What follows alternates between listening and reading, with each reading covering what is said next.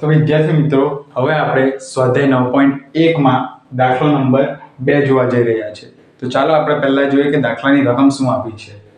સાબિત કરો કે એકરૂપ વર્તુળોની જીવાઓ તેમના કેન્દ્ર આગળ સમાન ખૂણા આંતરે તો તે જીવાઓ સમાન છે. શું કીધું છે? સાબિત કરો કે એકરૂપ વર્તુળો બંને એકરૂપ છે એટલે કેવા છે? સરખા થયા. બરાબર છે. તેમના કેન્દ્ર આગળ, ધારો કે આપણે આ વર્તુળનું કેન્દ્રનું નામ આપી દઈએ P અને આ વર્તુળના કેન્દ્રને નામ આપી દઈએ Q. બરાબર છે. એમના કેન્દ્ર આગળ સમાન ખૂણા આંતરે તો તે જીવાઓ સમાન છે. આના માટે સૌપ્રથમ વિદ્યાર્થી મિત્રો આપણે બે જીવાઓ સમાન દોરવી પડશે. તે આપણે દોરી દઈએ.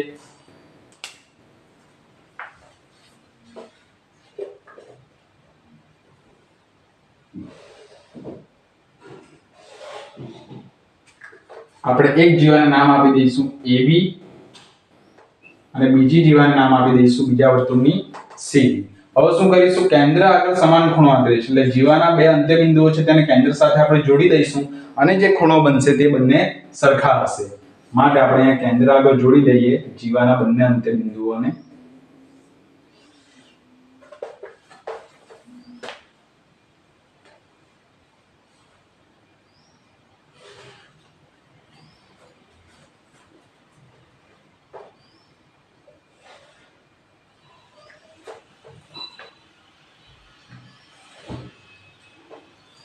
તો આપણે અહીંયા બે જીવાઓ જે હતી તેના અંત્ય બિંદુને વિદ્યાર્થી મિત્રો આપણે અહીંયા કેન્દ્ર આગળ બંને જોડી દીધા છે. હવે વિદ્યાર્થી મિત્રો એમ કીધું છે આપણને કે આ ખૂણા પણ કેવા છે? સમાન હોય. જો કીધું છે ને કેન્દ્ર આગળ સમાન ખૂણા આંતરે તો તે જીવાઓ સમાન છે. માટે આપણે પહેલા લખીશું, શરૂઆત કરીશું કે P અને Q કેન્દ્ર ધરાવતા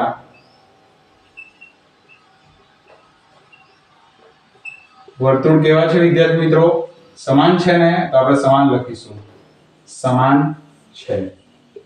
તથા તેમની ત્રિજ્યા પણ કેવી થશે? વર્તુળ સરખા થશે તો તેમની ત્રિજ્યા બંને પણ કેવી થશે? આ સરખી થશે. તેમની ત્રિજ્યા પણ સમાન છે. ચાલો, હવે ત્રિજ્યા પણ સમાન થઈ અને ત્રિજ્યાઓ દ્વારા કેન્દ્ર આગળ રચાતા ખૂણા પણ કેવા થશે? સમાન થશે. અને ત્રિજ્યાઓથી કેન્દ્ર આગળ બનતા ખૂણા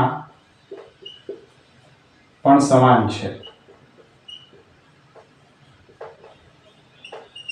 ચલો, આટલું જે આપ્યું છે રકમમાં તે આપણે લખી દીધું છે.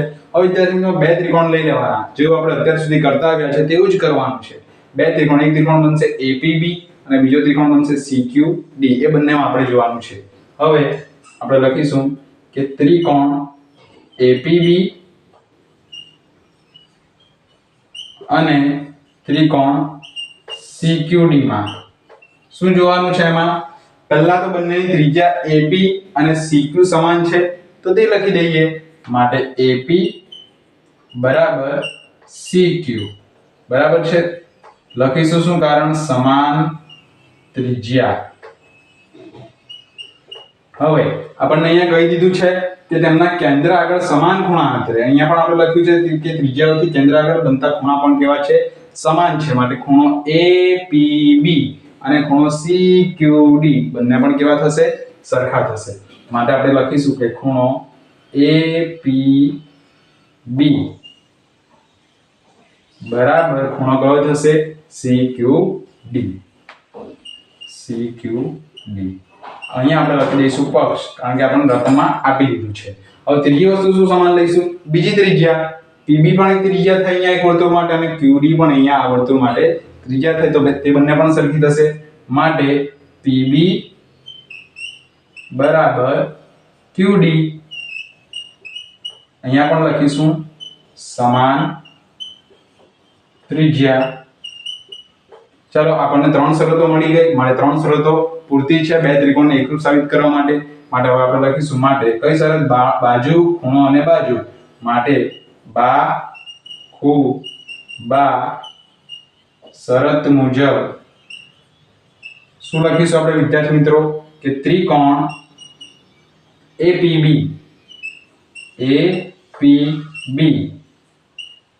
એકરૂપ ત્રિકોણ CQD. તો આ બે એકરૂપ સાબિત થઈ ગયા, બરાબર છે. હવે વિદ્યાર્થી મિત્રો આપણે શું સાબિત કરવાનું છે? તો તે જીવાઓ સમાન છે. હવે બે ત્રિકોણ જો એકરૂપ સાબિત થઈ ગયા તો અનુરૂપ અંગો અને બાજુઓ કે ખૂણાઓ પણ તેના કેવા હોય? સમાન હોય. માટે AB બાજુ એ CD બાજુ બંને કેવી થશે? સરખી થશે. અને બંને કેવી છે? વર્તુળની બંને જીવાઓ પણ છે. માટે તે જીવાઓ જ આપણે સમાન સાબિત કરવાની છે. માટે આપણે લખી દેવાનું કે AB આવશે, હા, AB બરાબર CD જીવા. કૌંસમાં કારણ શું લખશું આપણે? CP CT, બરાબર છે. આ આપણે કારણ લખ્યું છે. હવે છેલ્લે આપણે શું લખવાનું છે કે આ વાક્ય વિધાન આપણે લખવાનું છે અહીંયા કે એકરૂપ વર્તુળની જીવાઓ આપણે અહીંયાથી લખીશું. માટે એકરૂપ વર્તુળની જીવાઓ તેમના કેન્દ્ર આગળ સમાન ખૂણા આંતરે છે.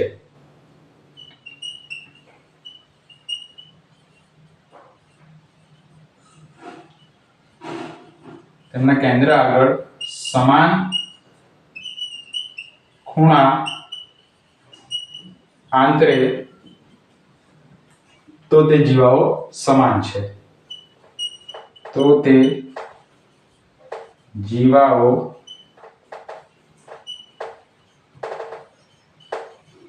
સમાન છે.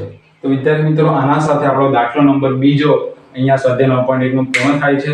અને આના સાથે વિદ્યાર્થી મિત્રો આપણું સ્વાધ્યાય 9.1 પણ અહીંયા પૂર્ણ થાય છે.